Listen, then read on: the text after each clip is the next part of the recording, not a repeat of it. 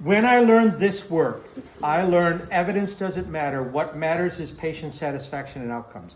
And while that does matter, I think we need to do better than that. As I started putting all of this work into more academic framework, this is a technique that I struggled with because I could never find a study that talked about a reason for why we'd even consider treating here. And then I came upon an old paper by a speech pathologist by the name of Morrison. Morrison wrote a paper in 1997, it's referenced in your manual, called Muscle Misuse Disorder, or Pattern Recognition in Muscle Misuse Disorder. What do we do? And it was basic. You know what pattern recognition is? It's something you and I use constantly throughout a day. We are walking down the sidewalk, we want to cross the street, but you hear a car coming.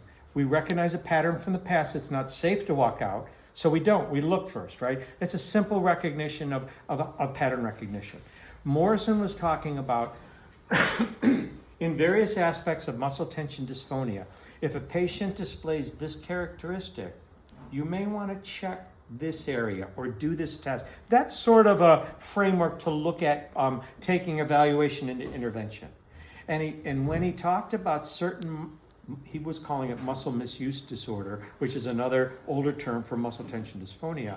He talked about with too much muscle tension between the larynx and the spine, you get diminished laryngeal excursion up and down.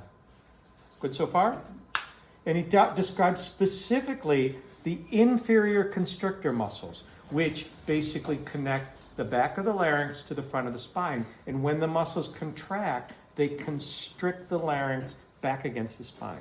It was his rather simpler contention that too much tension in the inferior constrictors pulling the larynx back reduce laryngeal excursion, which reduces our ability to change pitch, for instance. Okay? And as a result, causing that muscle misuse disorder. So what he was advocating for was to reduce that muscle tension. He was working from the framework of laryngeal manipulation, that if we do provide that movement, it breaks the tension and allows the larynx to rise and fall easier.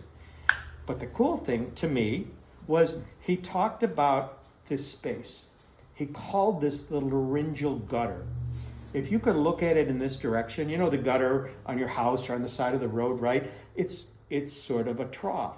And he talked about that space right there being the laryngeal gutter, where the muscles that connect those two, if they're too tight, just basically block that off. So he's talking about freeing up the muscle tension in the laryngeal gutter.